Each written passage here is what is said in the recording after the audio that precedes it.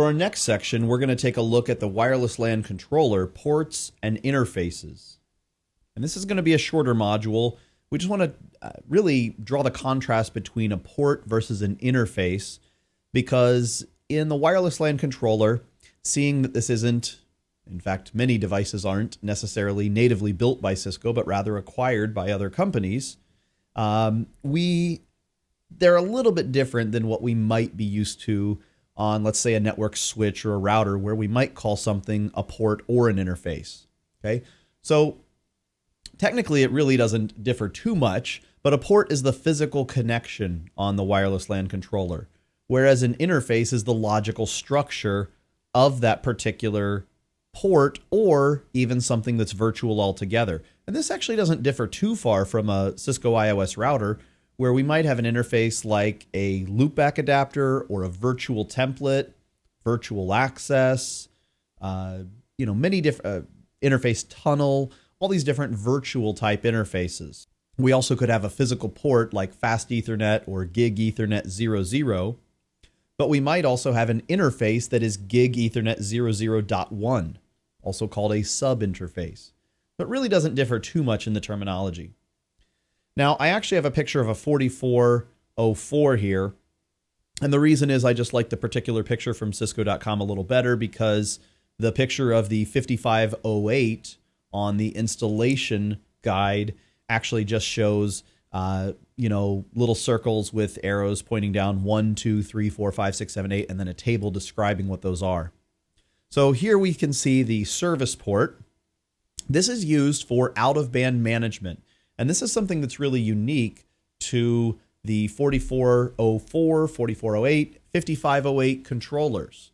Okay, so for instance, a 2100 doesn't have this.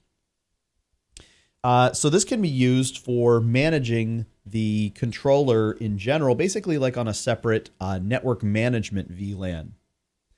The console port, one of the main differences between a 4400 series and a 5500 series, is that the 5500 series doesn't have a serial port anymore. Well, it is a serial, but it's an RJ45 form factor versus a DB9 like we see here. The 5500 also has USB slot 0 and 1, so that we can have USB memory, or be able to take files on and off, deal with public key infrastructure, deal with certificates, things like that. Okay, there's also, and of course the console port is for just getting into the CLI access directly. Once we have everything initially set up, we can of course telnet or SSH into the device depending on what we've allowed in the configuration. And then we've got the workhorses, the distribution ports. These are what get connected to our wired infrastructure. Now the service port gets connected to our wire infrastructure, but it gets connected to one particular VLAN, and it's not used to trunk anything. It's simply used connected as an access port to a particular switch port that has our management VLAN. The distribution ports are going to most likely, in most environments, I'd say probably 99% of the environments that you're deploying a larger 4400 or probably newer 5500 series controller, you're going to be deploying or connecting these via Ethernet to a switch, but you're going to be deploying them as a trunked port, an 802.1q trunk port.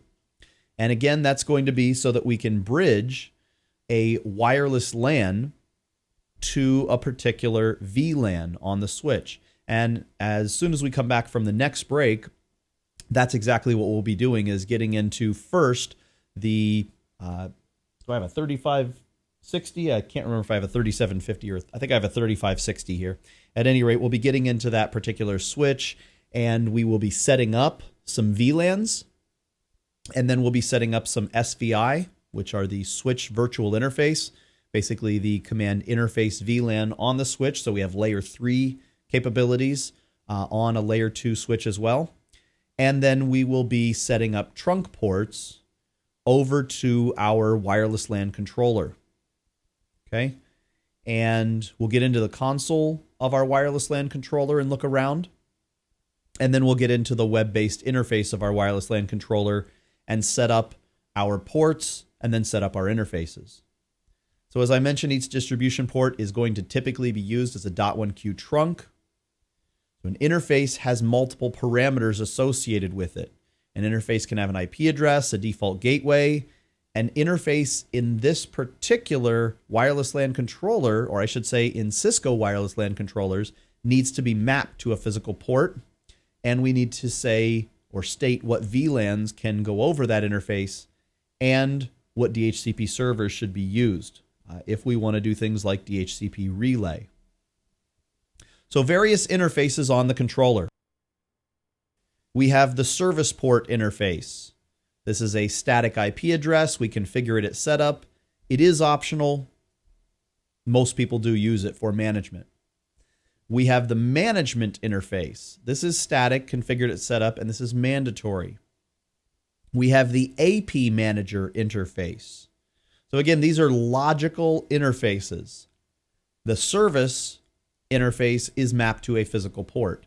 The others are going to be essentially mapped to VLANs and used by various functions. So the AP manager interface is what we're using when we set up layer 3.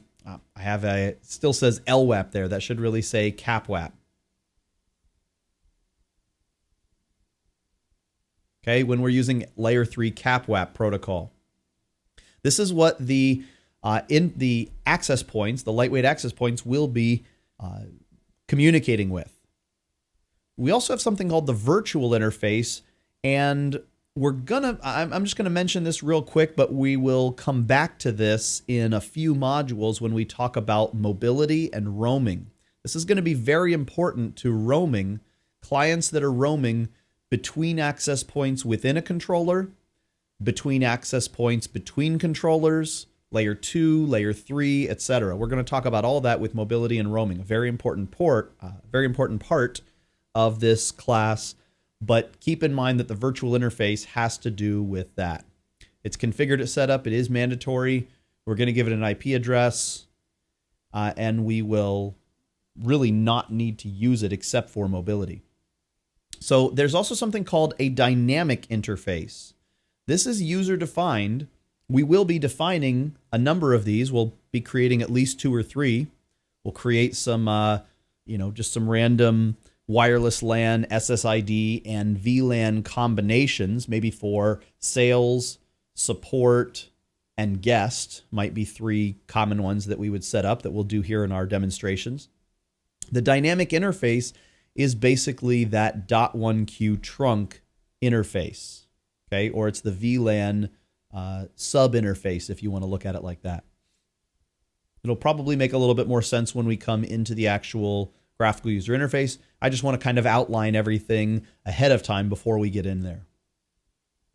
So the service port, out-of-band management, not a trunk.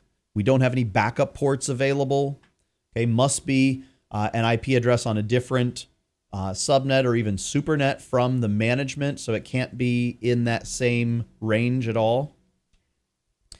Okay. We can obtain IP addresses through DHCP if we like, typically not something we ever do with a hardware device like this. And there's really no default gateway to be assigned. This is just for out-of-band management, for recovery. The management interface is what we use for typical everyday in-band management. This is what we're going to be connecting to when we fire up our web browser and actually point to the wireless LAN controller. This is what's going to connect to the enterprise service, including a AAA server. This really possesses the only consistent pingable address. And it has our layer 2 or layer 3 communication with the access points. Has to be assigned to a particular distribution port.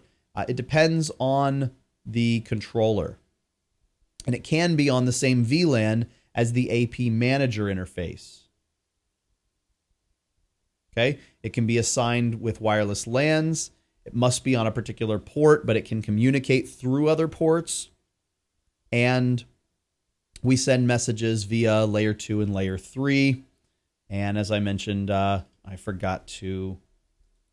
had updated pretty much every other slide deck, but the interfaces I haven't really, I guess, layer 2 and layer 3 LWAP. Okay, so again, we already talked about the fact, I'm just not going to update them right now, but we already talked about the fact that layer 2 LWAP is something that really doesn't occur these days. Okay, layer 3 LWAP or layer 3 CAPWAP really is what we're going to be using. We have one management interface that's required for intercontroller communication, and for controller to AP communication is the AP manager interface. So looking at the AP manager interface, these are our layer 3 communications between the controller and our lightweight access points.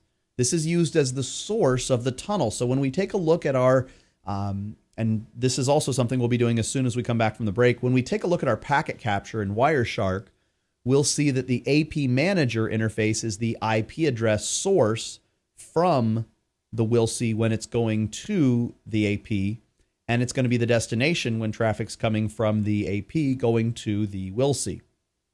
Okay, this is a static permanent interface. It's always on. We're going to communicate through all of our distribution and attempts to associate with as many APs as possible. I already mentioned that the virtual interface is used for mobility management, for DHCP relay if we need. We will actually talk about this briefly with something called guest web authentication. This would be like, let's say you're visiting a coffee shop or a cafe, and they have free internet available, so they happen to, let's say have open authentication where you can just wirelessly connect, but as soon as you connect, there is a web redirect, and you have to authenticate through their web port in order to gain free access. Maybe you have to put in your email address. Maybe you just simply have to click, okay, I accept your terms and policies, basically stating that you won't use their wireless LAN for malicious, communication or downloading illegal content, things like that. The virtual interface can be used for web authentication. Okay, it has to be set. The IP address should be unique, and it's not typically a pingable IP. So a lot of times we just set this to 1.1.1.1. When we talk about mobility and roaming later, we're going to talk about the fact that all controllers inside of a mobility group have to use the same virtual IP address. So keep that in mind. We'll talk about mobility after we look a little bit more at the actual web interface of the WLC. If we don't have all controllers that are within something called a mobility group using the same virtual IP address, then intercontroller roaming, that is a client that roams between two wireless LAN controllers, again, something I'll unpack a lot more, so don't worry about if you don't understand that yet. Intercontroller roaming will appear to work, but actually there will be a client connectivity loss, a disconnect for a period of time if the controllers don't use the same virtual IP, so it's very important. And then we have, as I mentioned, our dynamic VLAN interfaces. Anytime you think of the word dynamic with wireless LAN controller, think of VLANs. They should be synonymous. So these are the VLANs for the wireless clients. We have support, depends on the box, but for up to 512. This allows for separate communication streams on the distribution port. It can act as a DHCP relay. It's going to be mapped to one or multiple distribution ports. It's going to be mapped to wireless LANs and a layer 2 management interface or a layer 3 AP management or manager interface, specifically called the AP manager interface.